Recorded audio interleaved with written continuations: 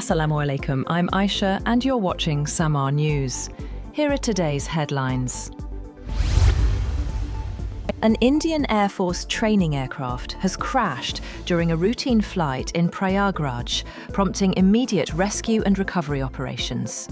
According to the Indian media, the aircraft developed a technical fault during a scheduled training mission, causing the pilot to lose control.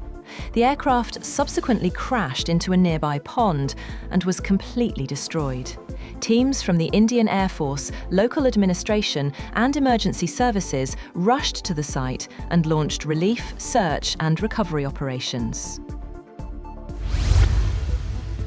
A commuter train has derailed after a containment wall fell on the track due to heavy rain near the Spanish city of Barcelona, killing the driver and seriously injuring 4 passengers. A fire brigade official said that 37 people had been injured, 4 of them seriously, and the driver had died. He said all passengers had been removed from the train. The accident occurred just 2 days after a high-speed train collision and derailment near Ademuz in the southern Córdoba province that killed 42 people. China has rejected speculation that it will compete for influence in the West as a US bid to take control of Greenland threatens to reshape the power dynamics of a decades-old transatlantic security alliance. Asked if Beijing welcomed the chaos over Greenland, a spokesperson of the Chinese Foreign Ministry told a regular news briefing that Beijing has no intention of competing for influence with any country, nor would it ever do so. Trump has also threatened to rain trade tariffs on Europe if it resists his demand to acquire the Arctic island. A South Korean court has jailed former Prime Minister Han Duck-soo for 23 years on charges that included insurrection relating to ex-President Yoon Suk-yeol's declaration of martial law in December 2024. Han is the first former cabinet minister to be handed a ruling by a court on criminal charges directly related to martial law.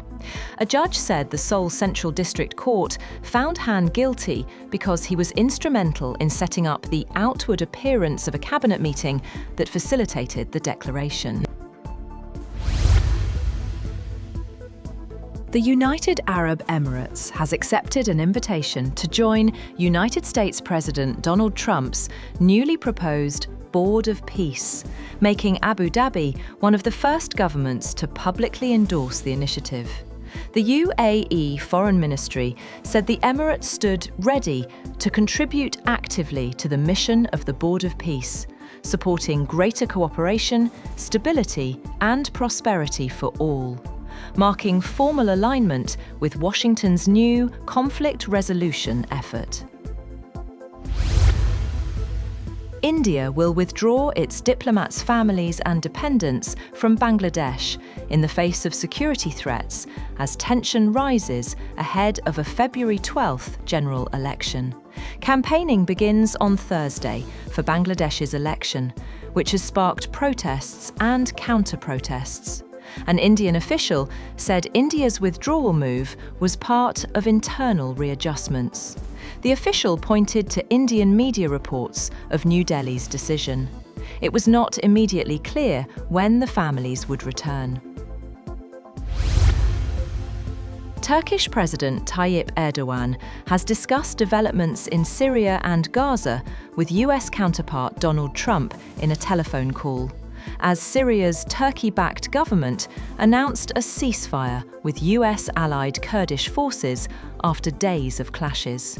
The Turkish presidency said in a statement, President Erdogan stated that Turkey was closely following developments in Syria, that Syria's unity, harmony, and territorial integrity were important for Turkey. Earlier, Trump said he had a very good call with Erdogan, without elaborating. Thousands of US workers and students march through cities and university campuses in opposition to the immigration policies of President Donald Trump. On the first anniversary of Trump's second term, protests sprang up across the country against his aggressive immigration crackdown that prompted outrage after federal agents dragged a US citizen from her car and shot her dead in Minneapolis in past weeks. Hundreds of protesters gathered in Washington and smaller cities like Asheville, North Carolina, where demonstrators marched through the downtown. That's all for now. For more updates, visit www.samaa.tv. Thank you for watching Samaa News.